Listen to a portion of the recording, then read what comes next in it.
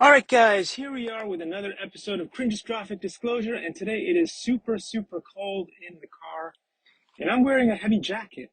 And can you believe it? I think it's October or something, so technically I shouldn't need a jacket. But anyway, all right, so this is going to be one of those episodes that makes you require some kind of stimulus, or actually, it was going to stimulate something for you. So if you're watching this early in the morning, it's great.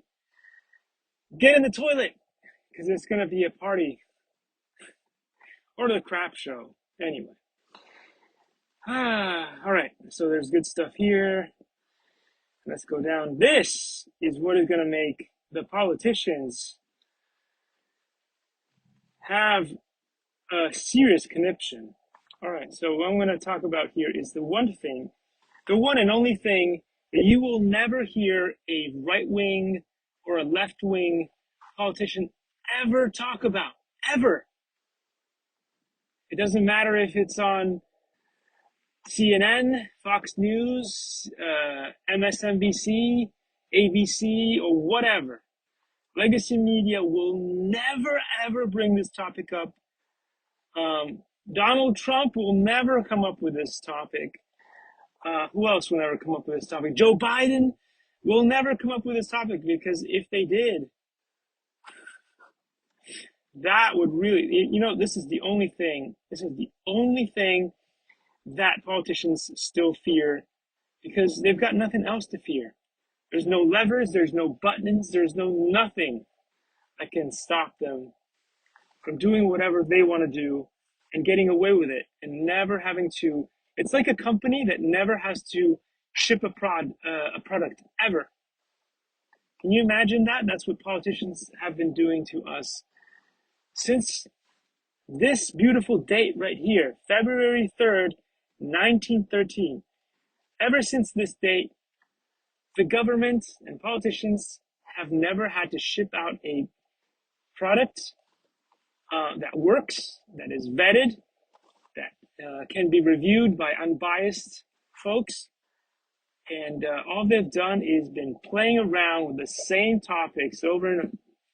Gender issues, abortion, the border, like all the usual suspects, war, all those things. They just keep playing with the same tired playbooks over and over and over, and they never fix any of the problems, especially the problems that we all agree on. Left, right, all agree on safe borders, peace in the world.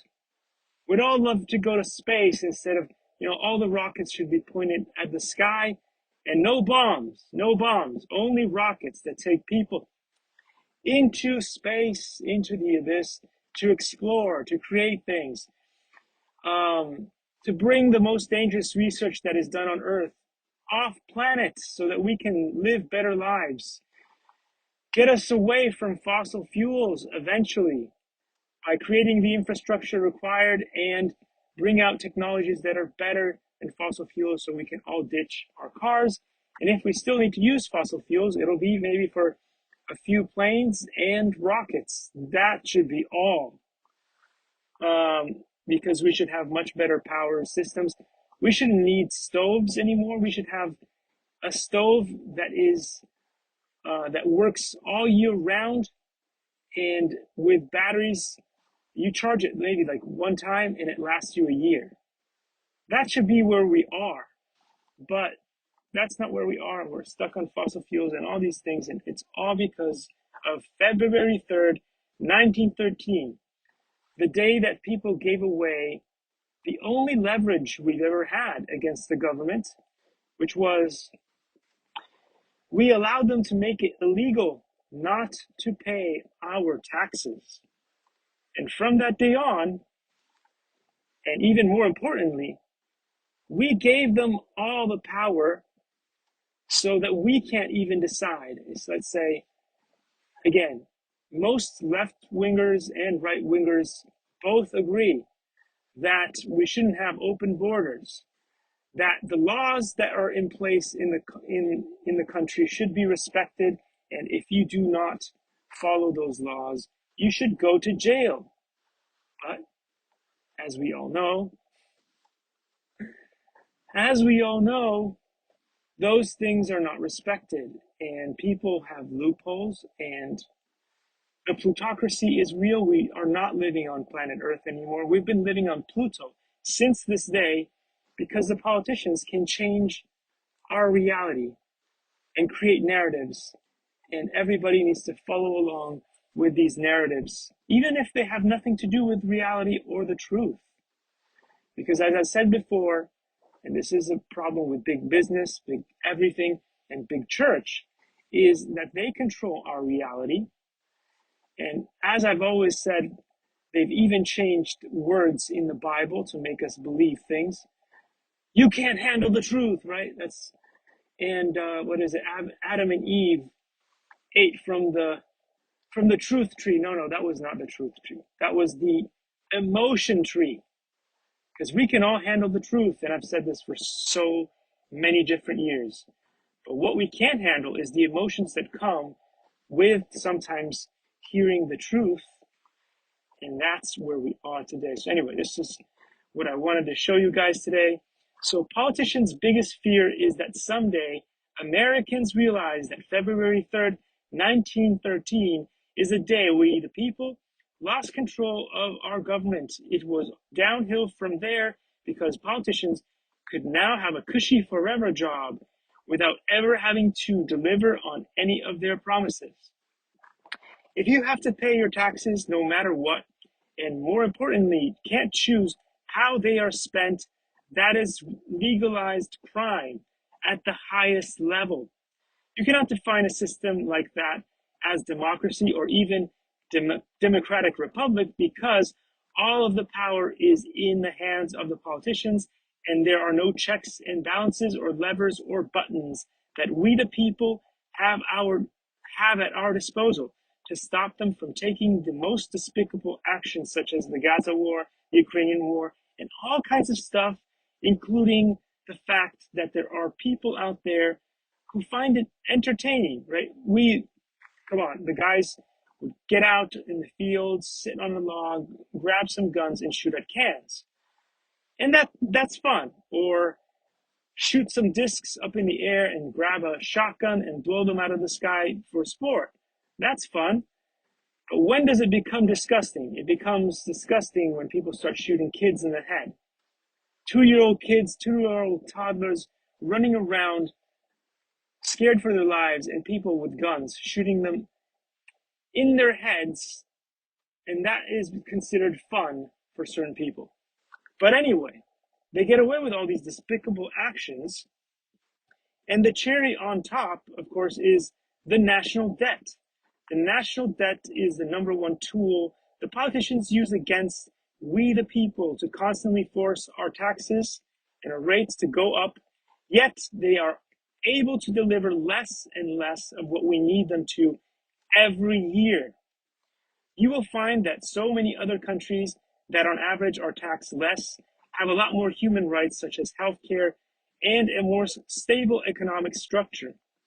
We should agree to default on our national debt and put in place systems that would stop us from ever being in the red again instead of chasing an impossible goal.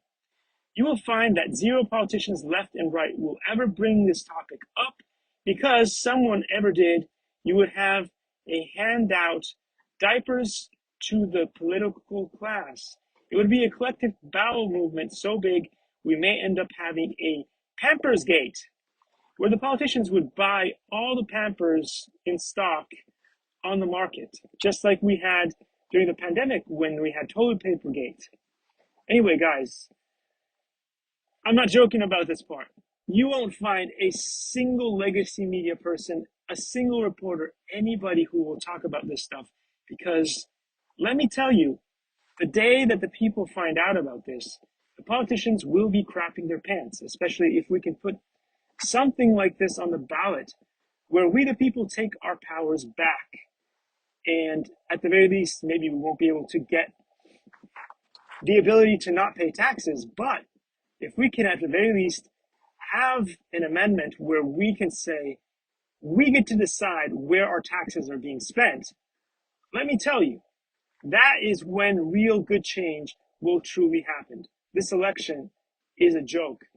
And whether we get Donald Trump or Kamala Harris still won't fix a lot. Although I will say that at the very least, if we do get Kamala Harris, we will at least be equals again. Men and women will be equals again. And that's the only silver lining that we have.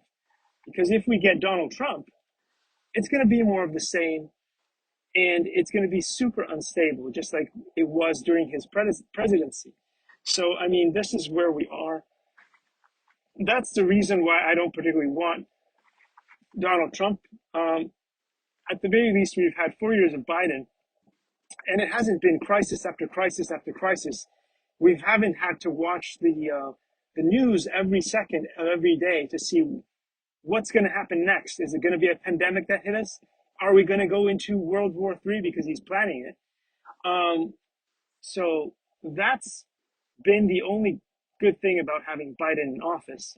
And also the fact that the economy is slightly more stable now. Inflation is going down. So again, it's up to you guys what happens in our future. But don't think that Donald Trump is going to tell you that there's going to be a way to get this problem that I just mentioned taken care of, which is truly the only way that we're going to get real meaningful change in America and the rest of the world, if we want to be quite frank about it. So anyway, thanks for watching another episode of Cringeostrophic Disclosure. I hope you guys enjoy this video and share it, because you know YouTube is not going to, right? YouTube, the reason why they hate me so much is exactly the things that I say. Things that will never be repeated by any other politician ever in the history of our country. Take care, guys. Bye-bye.